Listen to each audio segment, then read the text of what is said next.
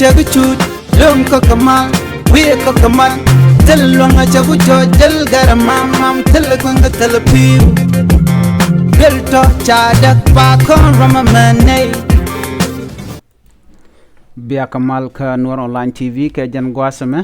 mi jirama jidit ngot kan kono ray lerman balinga jan gwasame der subscribe ke der jan wakani ko ken mi subscribe jan bi rantin konta ba non ka ya ka Noor Online TV channel bien ka chwa jeka lor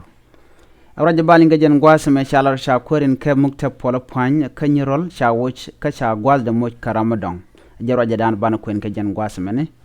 mi jirama jidit chopar wajo jin be subscribe ka bi nywane ko ken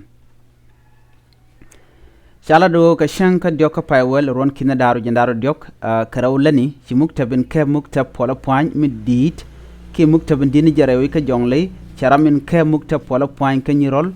ni tiw kun nyan kwaj woch cha gwade cha jagwal gat chak tut jok jek awraje mo cha tuok pan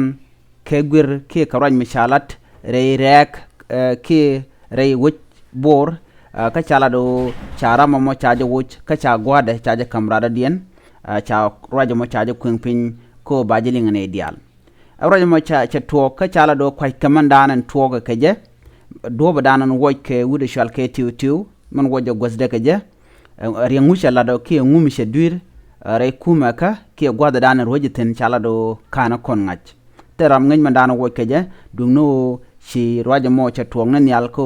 chaja kapchong charam do dien chaja lat gosde ne meje le dande linga jen gwasme mi jiram jidit ken channel me bi gorjin bi nywane ko ken ko de lare de kan wo gonren kon gor kon ke de ko chupten bi ate kamal bye bye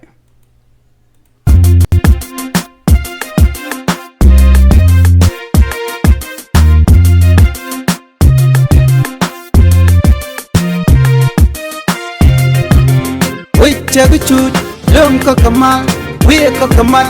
telonga chagu jojal garamam mam telkunga telpiu belto chadak pa kon ramamane